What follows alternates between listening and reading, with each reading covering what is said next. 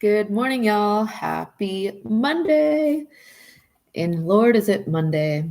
I am sorry I'm getting this to you so late, but already recorded the whole thing, went live.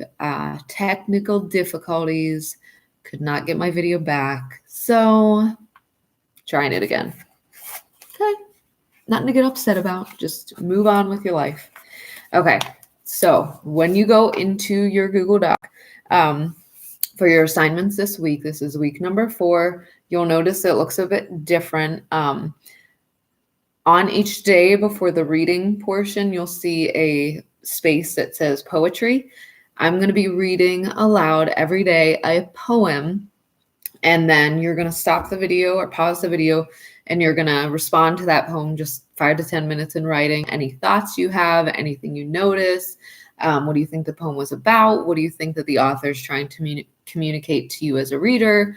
What poetry elements do you notice? Rhyme, similes, metaphors, any of the poetry elements that we started talking about before spring break.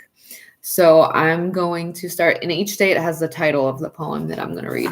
I'm going to read them in both Spanish and English. So English first, then Spanish. So if you want to listen to both, that's fine. If you only want to listen to one language, feel free to skip the other one.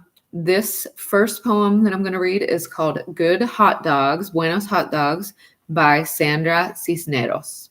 Okay. 50 cents a piece to eat our lunch. We'd run straight from school instead of home. 2 blocks, then the store that smelled like steam. You ordered because you had the money. 2 hot dogs and 2 pops for here. Everything on the hot dogs except relish.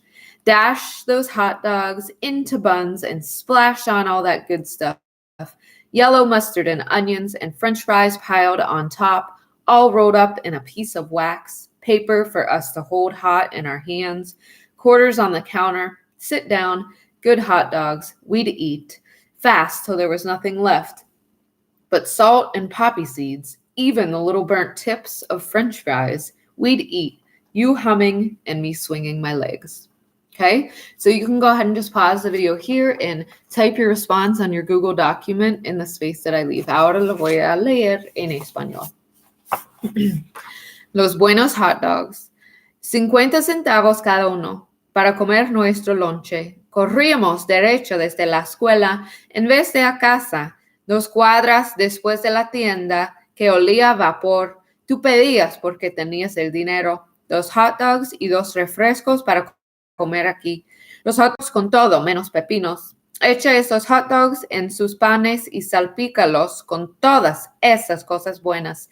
Mostaza, amarilla y cebollas.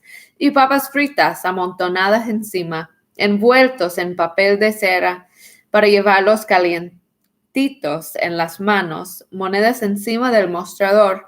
Siéntate, buenos hot dogs. Comíamos rápido hasta que no quedaba nada, menos sal y semillas, y amapola hasta las puntitas quemadas de las papas fritas. Comíamos, tú cantorreando y yo columpiando mis piernas. Ok, entonces ahí sí puede hacer una pausa en el video. Ahí en el Google Doc hay un espacio donde van a responder al poema. So, ¿qué piensan sobre el poema? ¿Qué sentimientos, pensamientos tienen? ¿Qué notaron en el poema? Algunos elementos de la poesía. Y dije que este mes de abril es el mes de la poesía. Entonces cada día voy a estar leyendo un poema en voz alta y van a estar ahí respondiendo en el Google Doc. It is Poetry Month. Happy Poetry Month, April. Go ahead and pause the video and respond. Okay, now we're going to get to our lesson. Okay, your learning target for today is I can recognize universal themes and understand how those themes relate to both fantasy stories and history, as well as real life. Okay, so we have been talking about themes for a long time. We have read a lot of books this year together and independently. And I know in class, when we would talk about themes, some of you were able to make connections between books that we've read. So a universal theme means that we see this theme or lesson in multiple places, many different books. We see it in life. And our learning target today tells us that we even see it in history. So people who were in history. Okay, so as we read today, we're going to be talking about the themes that we have been talking about. And when I'm finished, I'm going to talk about where we see that theme in our character. And I'm going to show you an example from real life or history. And then independently, you'll be doing that same thing when we are finished. Okay, so this is chapter 20 called The Thieves Meet. I'm going to go back and read just the last paragraph of chapter 19 to put us back into our story. Wendell had his hand on the door when he turned and said, "Where will you be?" But Harvey didn't answer. He'd already climbed past the heap of dust that marked Jive's demise and was nearing the top of the first flight on his way to meet the power that lay waiting in the darkness of the attic. Okay, so Harvey has said he is going to the big guy. And here we go. This is chapter 20 with permission of HarperCollins Children's Books, The Thieves Meet. Glimpsing the dusty truth masquerading as pie and ice cream was one thing, but scratching the veneer of deceits that the house had polished to such perfection was quite another. As Harvey climbed the stairs, he kept hoping he'd find some little detail on the walls or the carpets that would allow him to get his mind's fingers beneath the lid of this illusion and lift it up to see what charmless thing lay inside. If Mar had been made of stale mud and spittle and jive of dust, what was the house itself made of? But it knew its business too well. However hard Harvey stared, he could not pierce its lies. It delighted his senses with warmth and color and the sense of summer. It cooed softly in his ear and played its gentle airs against his face. Even when he reached the dark landing at the top of the final flight, the house continued to pretend that this was just another innocent game of hide and seek, like the countless games it had seen played in its shadows. There were 5 doors ahead of him, every one of them ajar a few inches, as if to say, "There are no secrets here. Not from a boy who wants the truth. Come look, come see, if you dare." He dared, but not in the way the house had planned. After spending a few moments examining the doors, he ignored all of them and instead went back down a flight, chose a strong chair from one of the bedrooms, brought it back upstairs, climbed onto it, and pushed open the trap door that led onto the attic. It was hard work hauling himself up, but he knew when he'd finished and lay panting on the attic floor that his pursuit of Hood was almost at an end. The vampire king was near. Who else but a master of illusions would live in a place so bereft of them? The attic was all the house was not, filthy, murky, and cobwebbed. "Where are you?" he said. It was no use thinking he could surprise the enemy. Hood had watched his ascent from the first stair. "Come out," he yelled. "I want to see what a thief looks like." There was no reply at first, but then from somewhere at the other end of the attic, Harvey heard a low, guttural growl. Not waiting for his eyes to become fully accustomed to the gloom, he started toward the utterance, the boards creaking beneath his feet as he went. Twice he stopped to look up because a noise somewhere in the darkness overhead caught his attention. Was it a trapped bird panicking as it flew blindly back and forth? Or roaches, perhaps, massed on beams above him? He told himself to put such imaginings out of his head and concentrate on finding Hood. There were enough real reasons to be fearful here without inventing more. Unlike the area around the trapdoor, this end of the attic served as some kind of storeroom, and his enemy was surely lurking in the maze of rotting pictures and mildewed furniture. In fact, wasn't that a fluttering motion he saw now out of the corner of his eye? "Hood," he said, squinting to try and make better sense of the shape in the shadows. "What are you doing hiding up there?" He took another step forward, and as he did so, he realized his error. This isn't the mysterious Mr. Hood. He knew this shape, mangled though it was, the half-rotted wings, the tiny black eyes, the teeth, the endless teeth. It was Karna. The creature half rose from its squalid nest, snapping at Harvey as it did so.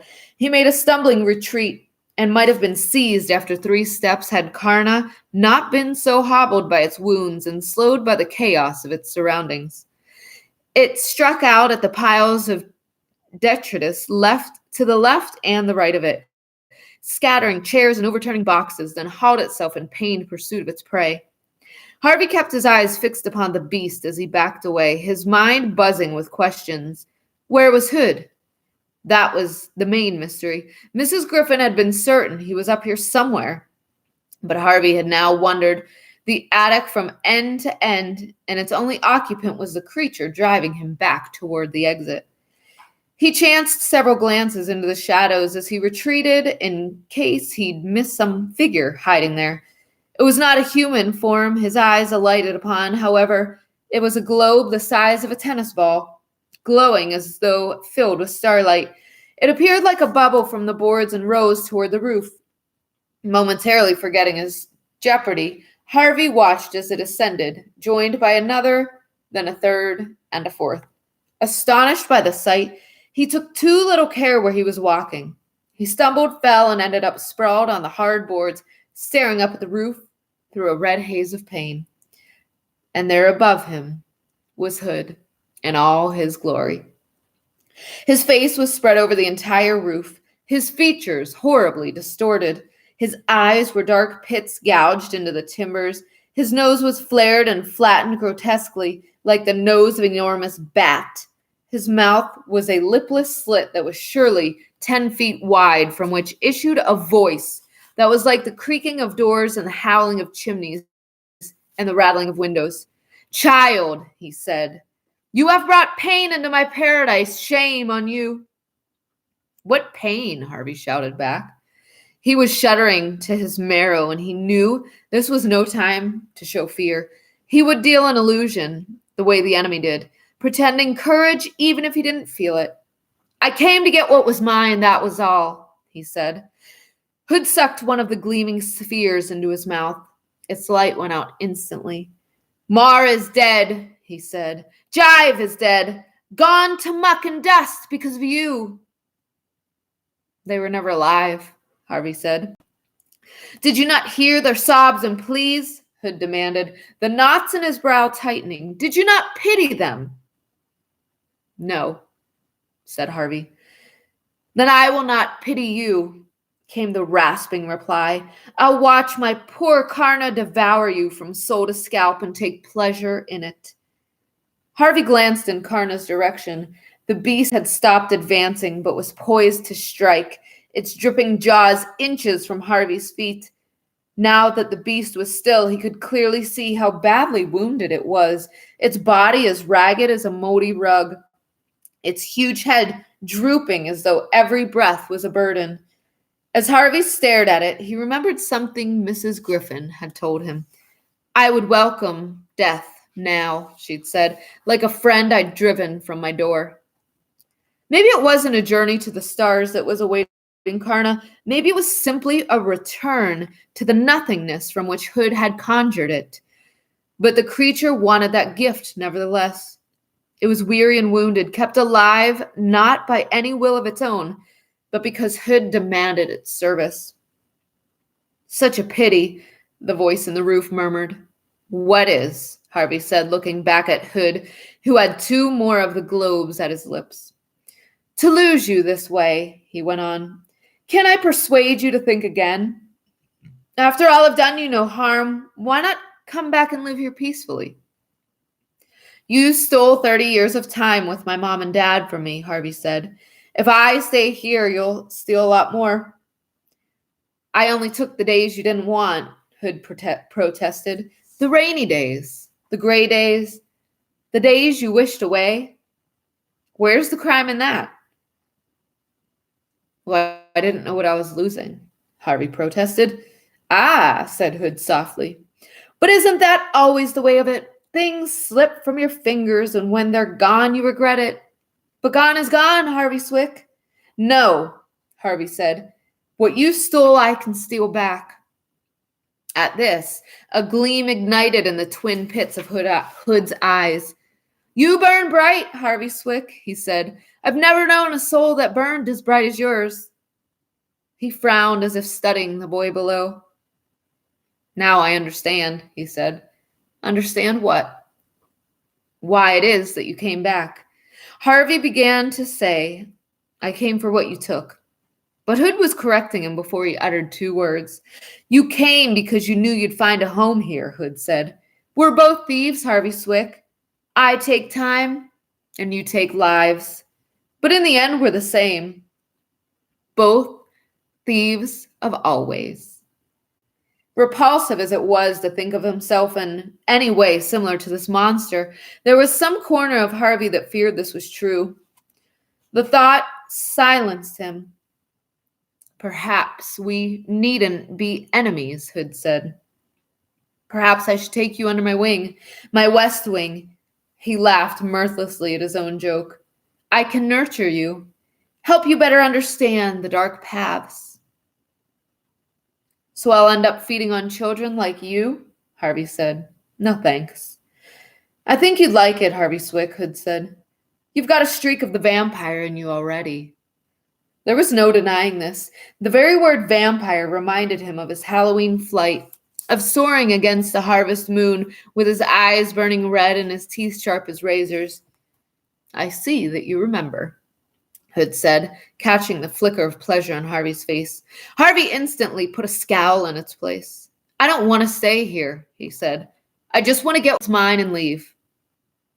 Hood sighed. So sad, he said. So very sad. But if you will have what's yours, have death. Karna! The beast raised its pitiful head. Devour the boy!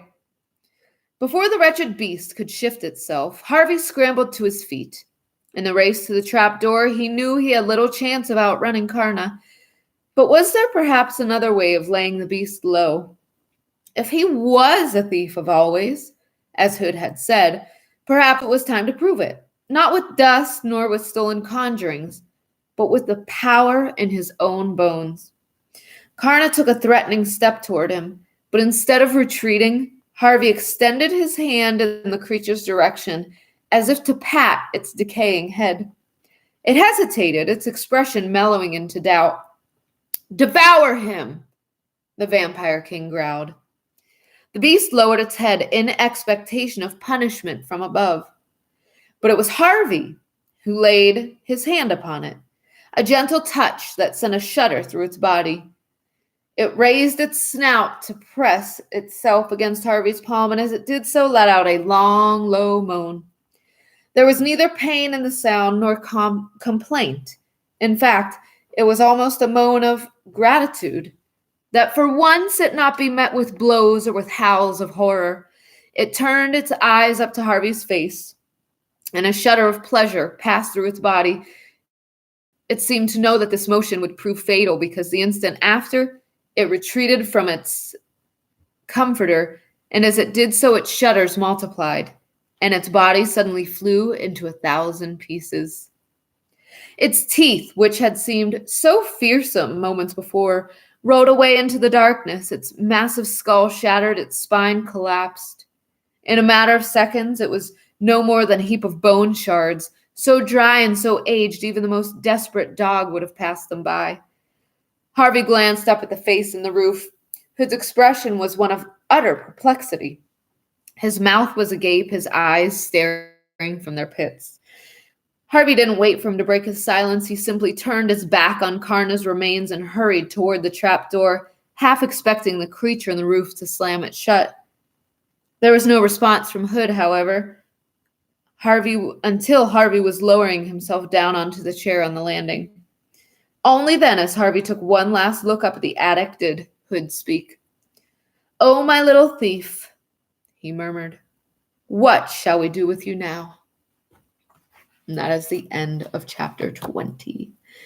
Okay, so even in that chapter, there's, in the words of the characters and their thoughts, there's so many instances in which support and point us to these themes that we have been seeing throughout the story. Now, one thing I want to point out is some of the themes aren't as prevalent as other themes. The theme that I have been thinking that it's the strongest for the author, because I've seen it most times, is the theme of deceit and questioning things, and that things might not always be what they seem, so be on the lookout. The chapter opens with that, just saying, glimpsing the dusty truth masquerading as pie and ice cream was one thing, but scratching the veneer of deceit that the house had polished to such perfection was quite another.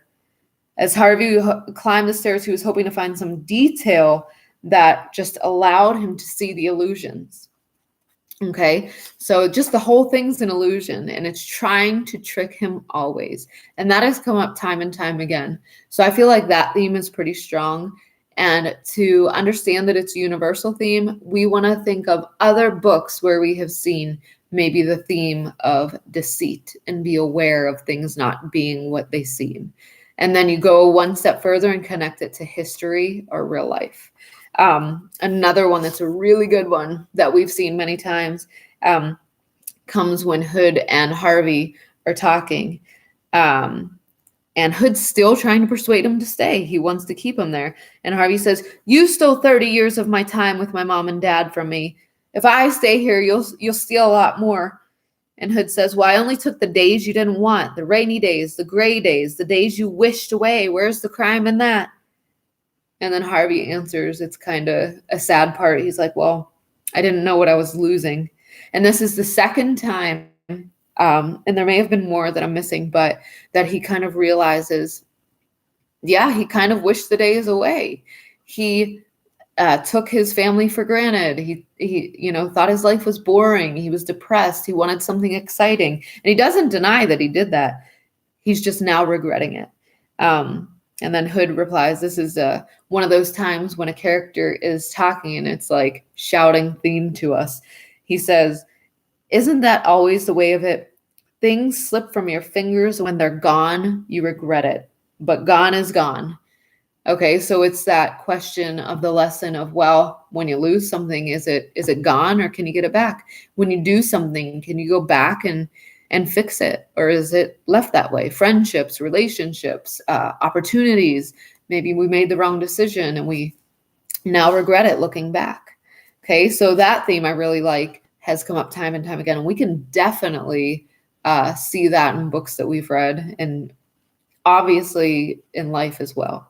The example of the theme that I'm going to give you, and which I'm actually going to talk about in our book, and then give you somebody, actually a real person from history that we talked about this year. Hopefully you remember. And this is written in your document when you see the lesson for today. Ordinary people can be capable of great courage. Okay, so remember, Harvey's just an ordinary boy living his ordinary life. And here we have him in this house of horrors, defeating these creatures and demons that are so powerful and pretty much on his own, because the one person he had helping him, Wendell, was not strong enough to overcome the forces of the house. So Harvey is an ordinary boy. We saw him maybe not as strong and maybe not as courageous in the beginning, but through this quest that he has been on, he has grown into this courageous person. Okay, here he is facing the ultimate power in this house, which is Hood. Okay, and he does show that he's scared a few times, but he doesn't give in to that fear. One time he even says that if he has to pretend the courage, he will. Okay, so he's an ordinary person, but he's having great courage in overcoming these evils and in turn saving the people that have been trapped in this house and getting back the time from his life that was stolen. Now I'm going to go ahead and make that connection to somebody that we've talked about, hopefully you remember, extensively during the year, Jackie Robinson. Okay, he was an ordinary person and he definitely showed great courage. We saw him being the first African-American to play in the major leagues and facing all the criticism, all the discrimination, all the physical threats, the violence, and he kept on going. He was very courageous in the face of those obstacles and threats, and he did that for other people, just like Harvey's doing this fight for other people. I think the biggest way that Jackie Robinson was courageous, though, was in his success in the way that he controlled his reactions. Remember, Branch Rickey told him, I'm going to put you out there, but you can't react to these people. Okay, so that's one of the most difficult things to do. And Jackie had no qualms about it. He had no hesitations, maybe a little bit, kind of like Harvey does in his fear for a split second. But Jackie was very courageous. He did not react to the people that were harassing him. And in the end, we saw him have success. And maybe he wasn't that strong and courageous of a person at the beginning of his quest, but going through the quest that Branch Rickey, set him up for, and in the face of this harassment and these difficulties, he discovered his courage and his strength. Okay, so the lesson that I can learn and we can learn as readers from Harvey that the author is communicating to us. Remember, one of the themes: ordinary people can be capable of great courage. So Harvey, he is in our story, our fantasy story, and then seeing the same ordinary person with great courage in Jackie Robinson.